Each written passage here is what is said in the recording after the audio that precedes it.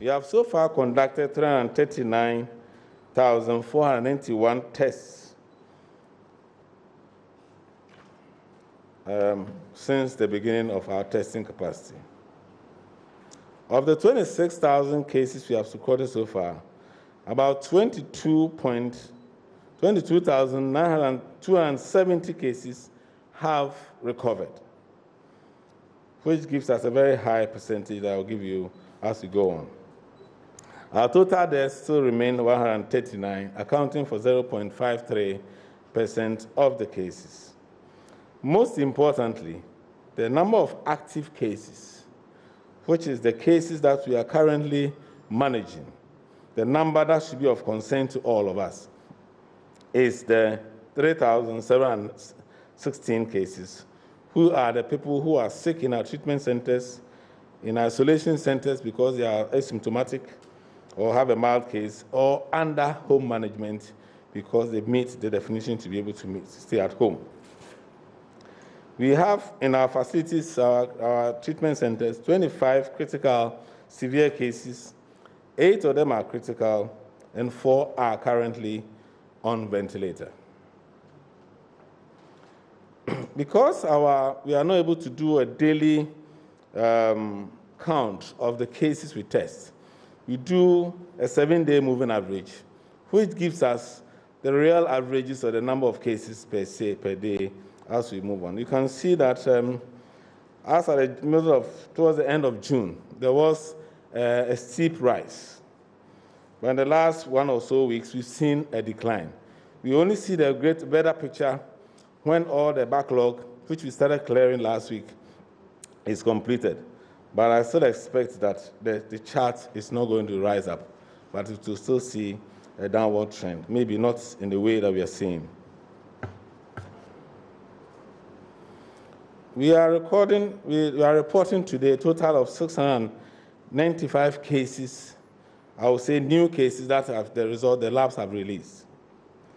These cases span across almost a 3, not in the way that we are seeing. We are reporting today a total of 695 cases, I would say new cases that have the result the labs have released.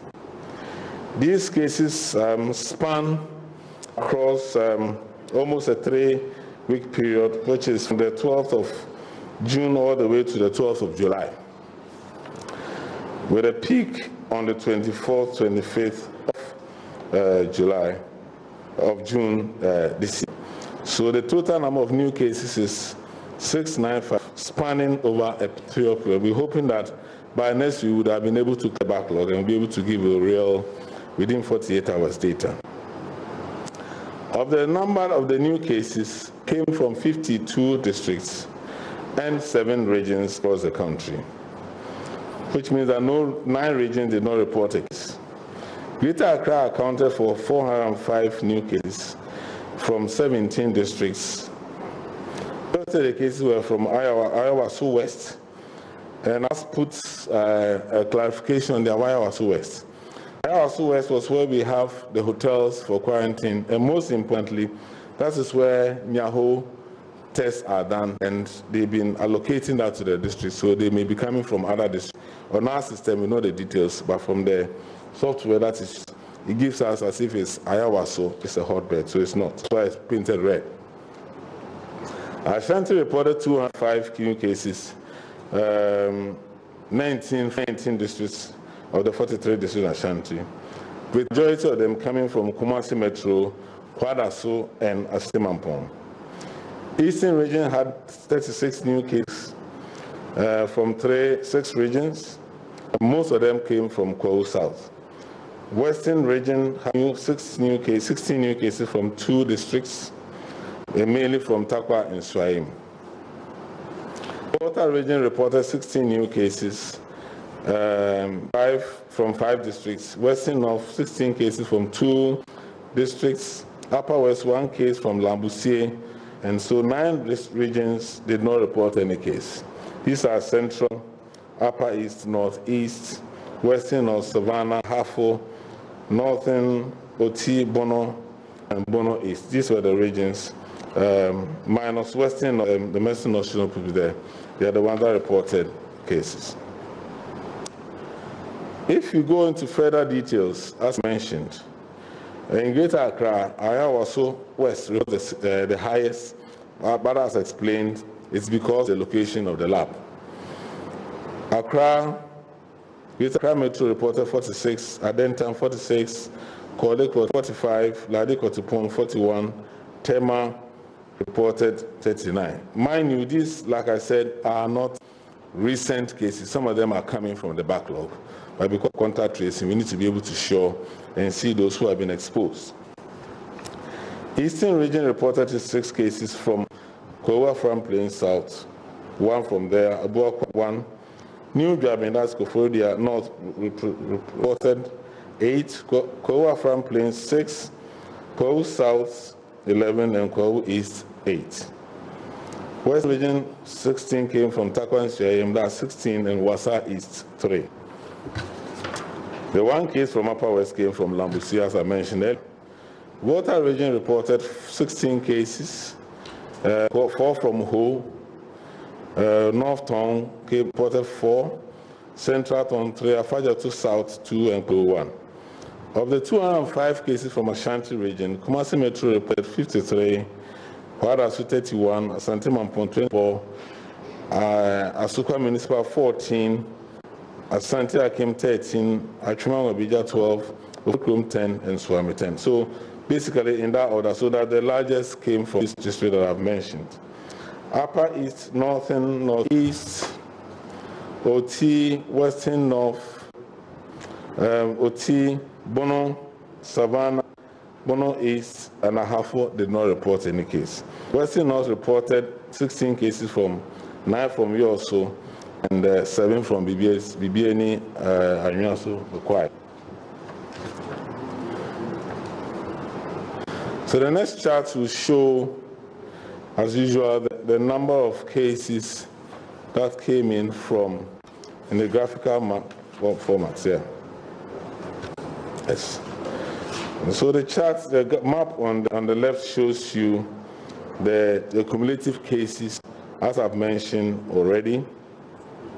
And the map on the right is giving you the regions, the active cases. You can see that Upper West, Upper East has no active case. Northeast has 1. Savannah 6 active cases. Northern region is reporting 94 active cases. Bono East 8. Bono 5. Ahafo has some recent news. We have about 80 active cases. Ashanti has 472 active cases out of the 5,000 cases reported since the beginning of the outbreak. Eastern has 101 active cases. Central region has 255 active cases, with Greater Accra leading with 2,460 active cases. So in terms of the distribution, the hotspots remains the same. Greater Accra contributes about 55% of all the positives ever reported.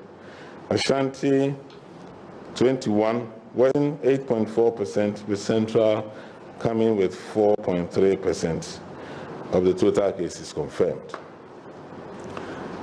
We still have the same hotspots, and these are always shown to allow people to see that we need to be more cautious, we need to abide by the protocols, etc., to be able to look at that. We have the similar map in Ashanti that also shows the same areas of hotspots, not much. Based on the new additions, we can still see that in the same areas that we are having challenges that continues to have. You can see the next chart gives us the active cases which are already gone through. You can see that of the 300,716 active cases, the majority are in Accra and Kumasi, and we have about 2 regions that currently have no active case at all.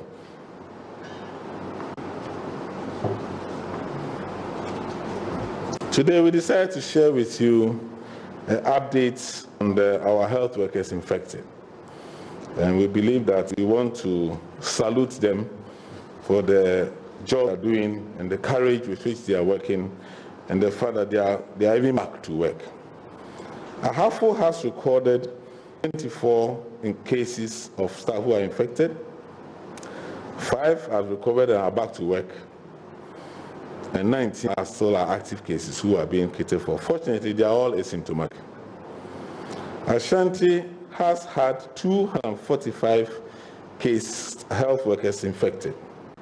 They've recorded 228 recoveries, 2 deaths, and currently there are 15 active cases. What it means is that the 228 are back to work despite their exposure to work. Bono East had 53, they have all recovered, and so they don't have any active case. Bono East has reported 88 health workers who were infected. They have all recovered and they are back to work.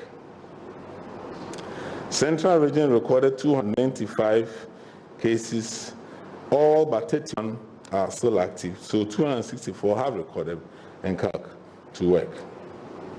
Eastern Region has had 343 cases and 7 recoveries, so they currently have 36 active cases. That health workers who are currently not at work.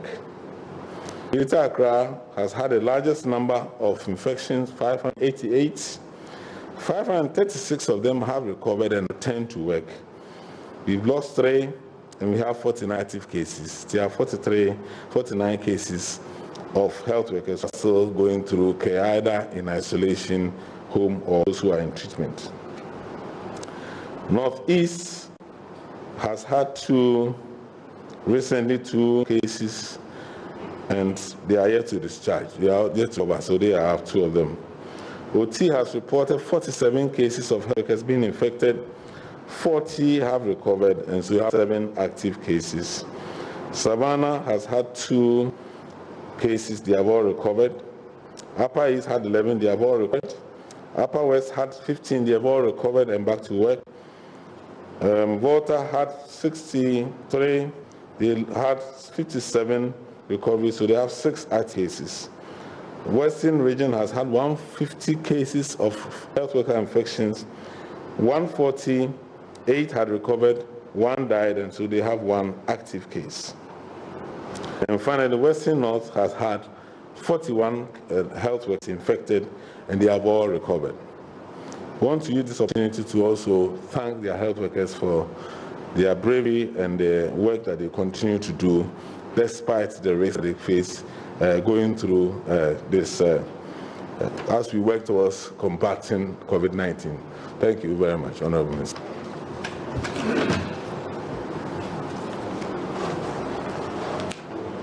Thank you, Dr. Waje. Today we'll go straight into questions. May I ask the microphone to be set up?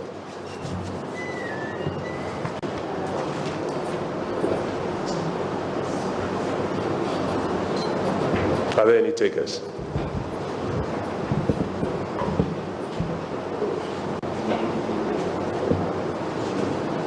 Are there any takers?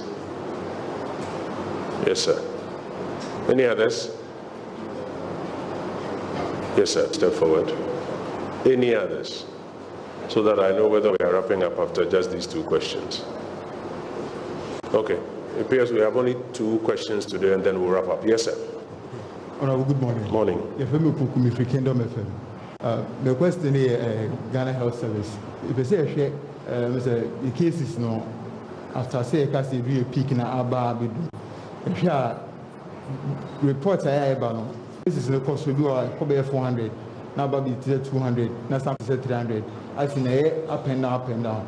So the thing is near that like is it because of the number of cases that moving from backlog and I said the intima cases as up and down, sir. Now my last question here to government. Minority for every issues Sakra GBC for any letter and say major other stations. So I want to know say which response on it anything.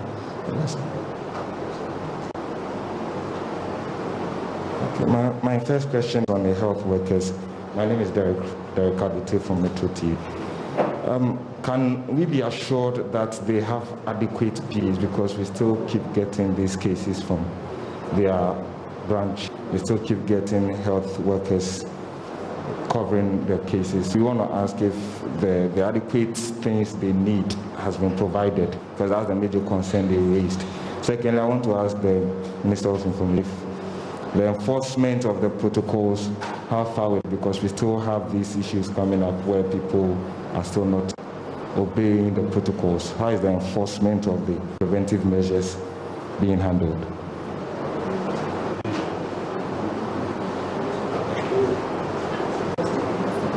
You have a question? Oh, not somebody can cancel the question be brand new. Antibra, Pacho, is there anybody else who has a question?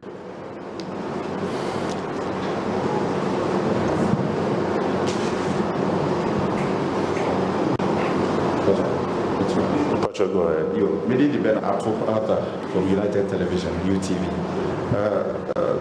Pacho, me perceive health workers now infected now.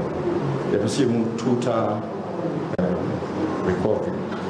Now you have total infected, and all more would be critical. That is the point. Thank you. Okay, I'll take responses and then I'll take more questions. My chats. Okay. I'll take responses and then I'll take some more questions. Thank you very much. The swinging cases, maybe I'll speak in English and then translate in Twi.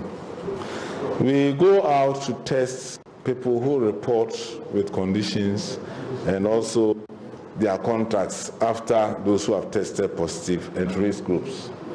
There are days that you may have a major swing because you have something like a community, you can outbreak at the workplace and you can report about 100, 200 from one location. So that is what also influences that.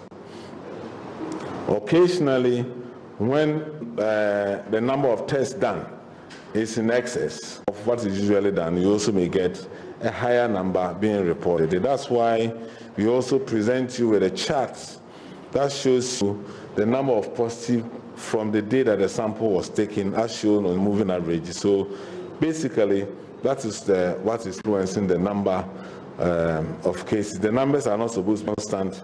It depends on what is happening in the community, the spread. A number na tell a cost reba form no. Yes, say obu oho a obase oyare, ye test no ye positive me akon contacts. Obu oho a me contacts ye be 300. Na ama number na cost. Obi nso oho a e de bi oho a e bia community bi an say dwumakuo bi nipa bebre anya bi ye reporting that they be na cost. In numbers na ye kan say the same. A telebi nso so na say test ebe no dose nso so a eno so akire the number of positives are a better report. On health workers, yes, I think I'll answer last question. The total number of health workers infected is 2,065 as we speak today.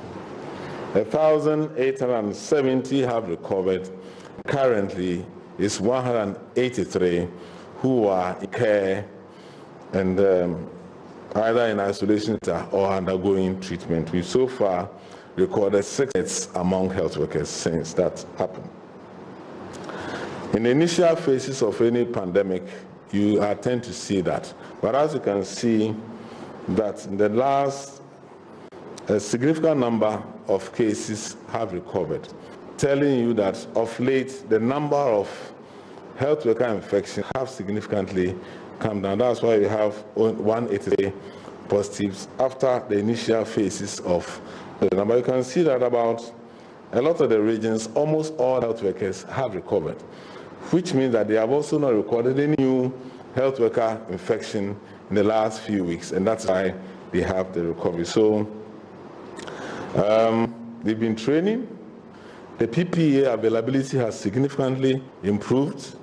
And so this is what is bearing fruit in the fact that so many of them have recovered, and we are not recording very many new cases of recent. So I think that's what I will ask. I think that's all. Yeah, I think that's all. Will there be any further questions, colleagues? We still have room to take some further questions on COVID-19 matters. Okay, colleagues, Doc, we're grateful for your time and for the information you've provided us and for the responses to the COVID-19 related questions that you have given.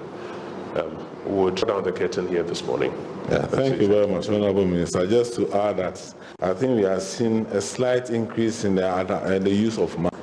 We will continue to plead that everybody must continue wearing the mask so that we can see the curve come down as we are saying. Thank you very much.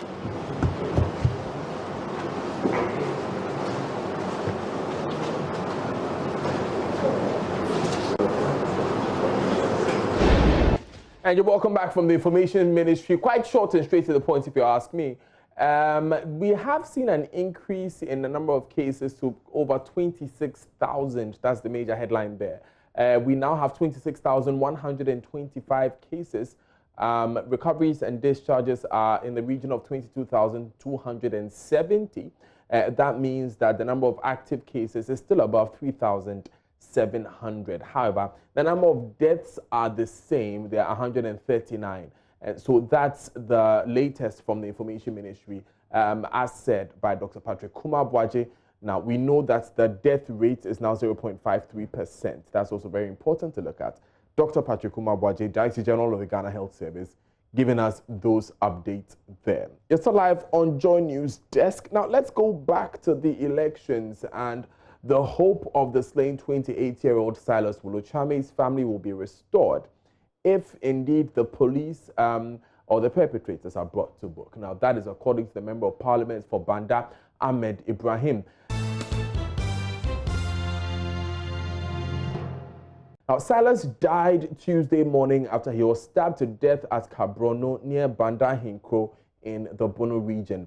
Now, the violence that led to his tragic death is as a result of the voter registration exercise, as both the NDC and the MPP in the Banda district accuse each other of wrongdoing. Speaking to Joy News after meeting the chiefs and people of Kabrono, Banda Hinkro and Bongase, Ahmed Ibrahim, who is a Member of Parliament for Banda, said the security must act right and arrest all parties who flout the law. Bono Regional Correspondent Precious Semevo has more. The fresh teacher training graduate, Silas Wolochame, met his untimely death after he was allegedly stabbed by some people eyewitnesses believe to be NPP activists. The incident that led to his death happened at Kabrono on Monday while returning from a visit to his pastor at Wenchi Methodist. He later died Tuesday morning at the Wenchi Methodist Hospital. There is growing tension, and to facilitate the restoration of peace in Banda, the Peace Council has been meeting leaders of both NDC and NPP on a fact-finding mission. Member of Parliament for Banda, Ahmed Ibrahim, who was not in the constituency during the clashes, told Joy News after meeting the chiefs and people of Kabrono, Banda Hinkro and Bongase on Wednesday that justice must be served for Silas, whilst the police deal with all troublemakers in the district regardless of their political affiliation. What I was hearing when I was in Accra, I could not even gather myself as a human being. My spirit was down, everything was down, because I heard of intimidation and all those things. But my presence here, together with the Peace Council, together with my regional executive, my divisional commanders, has brought some kind of life and hope back to the community. Politicians are to give hope. Failure to give hope, you demoralize the people, you intimidate the people. Then how do you lead the people that you claim you want to lead by demoralizing it? That will not solve the problem. So I want to send a strong caution to the police that if they get to know that I'm wrong, I must be arrested. If he is wrong, he must be arrested. That is the only language that we understand here. In 2016, it happened. The police threatened both of us that whoever orchestrated something was going to be arrested. He stopped what he was doing. 2020, we are doing Zimbabwe because that same caution is not going to him and it's not coming to me. That is why I was not there and he was doing whatever he was doing.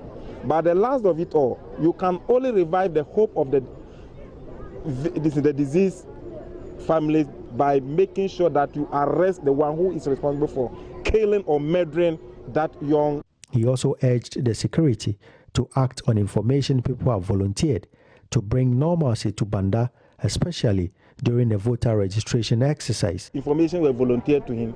They directed him to where the incidents, where the guys are lodging, and he saw all those things. So he must organize his men to go and act. The soldiers are there and the visible forces are also there. So failure of the security forces, and you could see the chief accusing the security forces. So when we allow chiefs to accuse security forces without we arresting, that is what can lead to chaos.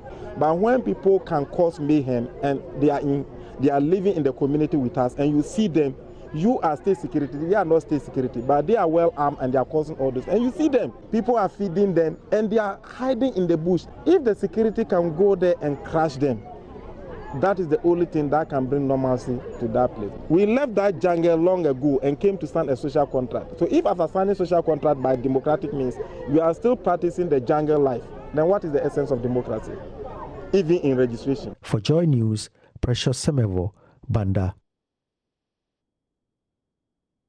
Away from elections, the Coalition of Concerned Teachers is threatening to leave the classroom if schools remain open. They say the lives of the members are endangered if they continue to stay on the SHS campuses. Now, speaking on Prime Morning on Joy Prime Television, Communications Director for CCT Ghana, Adokwe Awole, was puzzled at government's stance on the matter of keeping schools open. Now, 4 teacher unions have released a statement calling on governments to close down senior high schools across the country. This move seems rather unlikely as government has released 70 million Ghana cedis towards the commencement of the WASI, which begins on Monday. Let's hear the Communications Director for CCTGH, Adokwe Awole. We cannot exchange an examination with the life of our students. I think life is so precious, and we shouldn't wait for 10, 20 students to die before we realize that it is far more important to be alive than to get the grades. So for life, there's no option. The question is that if we do not test the students and we send them home, we could actually be sending students who are asymptomatic and positive home. And that could be dangerous for the homes they're going to. So some experts have actually argued that it's safer now to keep the students in school. What do you think? So that when they are in school and somebody is not infected, for that one, it will be right for them to pass on the virus to their friends who are not infected. So if the issue is mass testing, then they should go on with the mass testing, whether they are going home or they are staying in school. But if they go home and they will infect their parents, then whilst they are in school too, they can infect their friends. Or is Ghana Education Service trying to tell us that all the children in school, all the students have acquired the COVID-19? So we have not been truthful that all the PPEs will be provided before schools are reopened. And now schools have reopened. For the senior high school, they are in the 4th week. For the junior high school, they are in the 3rd week. And the appropriate PPEs that were supposed to be supplied before schools reopen, we don't have them complete. You see, all these things are reasons why we are saying that it seems somebody is not serious. We are not taking the whole thing serious. And so if I heard you correctly, you are saying that you would not advise your members to go to class or take part in any educational activities if you feel their lives are endangered? Definitely. For that one, the labor laws allows it. At what point will we get there? We don't want to get there. But it is very, very sad. You realize that in our statement, they stated clearly that parents will not even be allowed to visit their ward.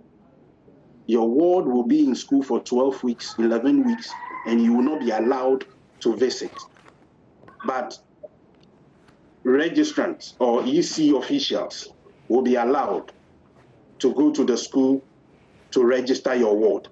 And politicians will be allowed to come in troops to the school to talk to your ward, but you, the parent, cannot go there. I think there's something fishy. I don't understand the whole scenario. So those who are saying that it is due to political reasons, they might be true in one way or the other. It's live on JoyNews Desk with me, Daniel Daze. Now it's time for business, and stay with us. We'll be right back with that.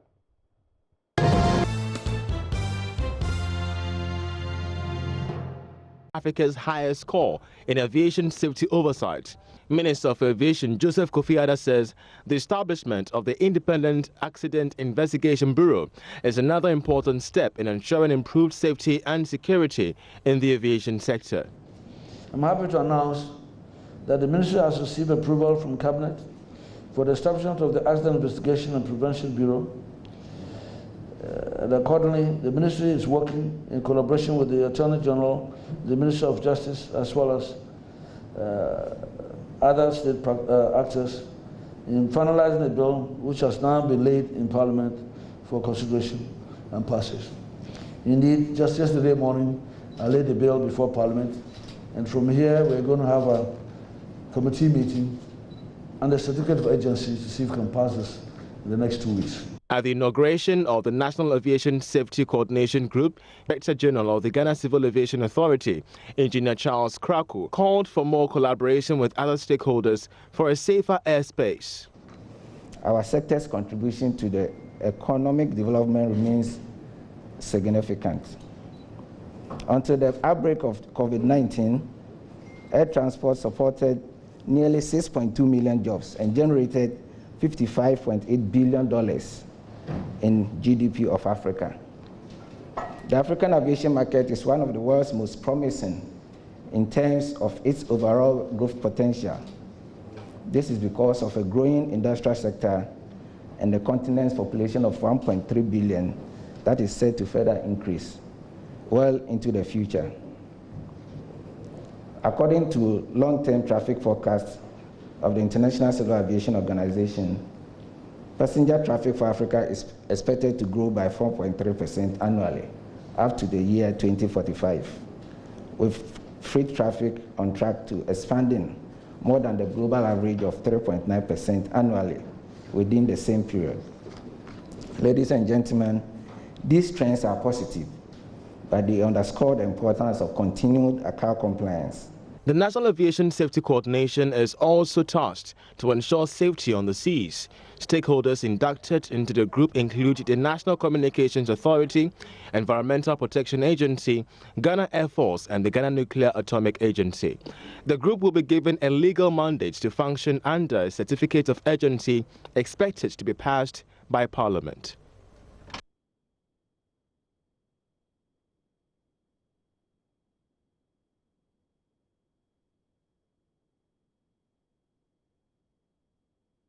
Moving on to other news, the Ghana Stock Exchange is expecting some new company listings before the end of the year.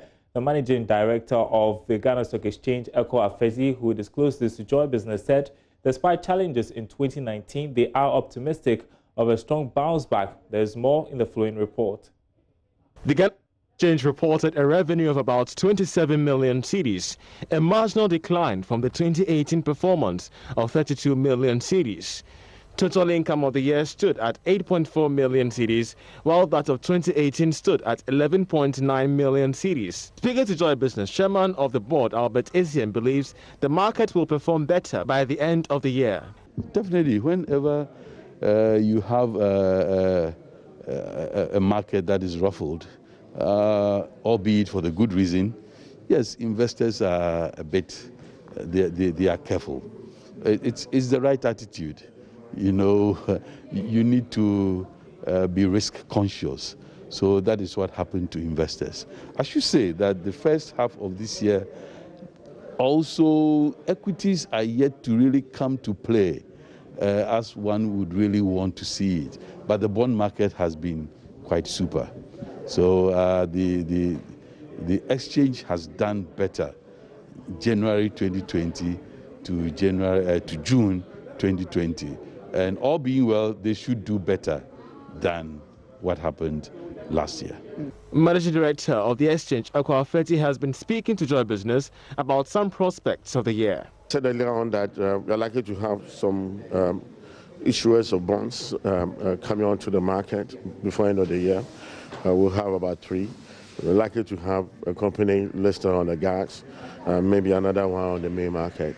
So minimum maybe 2 listings plus on the equity side, and maybe 3-4 on the bond side, which will be quite okay for the environment we live in now. But going forward, we're going to be more aggressive, and we're going to pursue the agenda of getting more listings on the market. Our key thing is agenda, getting 100 listings as quickly as possible. Market turnover in 2019 was, however, higher than the previous year due to some extraordinary trading on the Bourse. And that's it for business. The news continues after this break.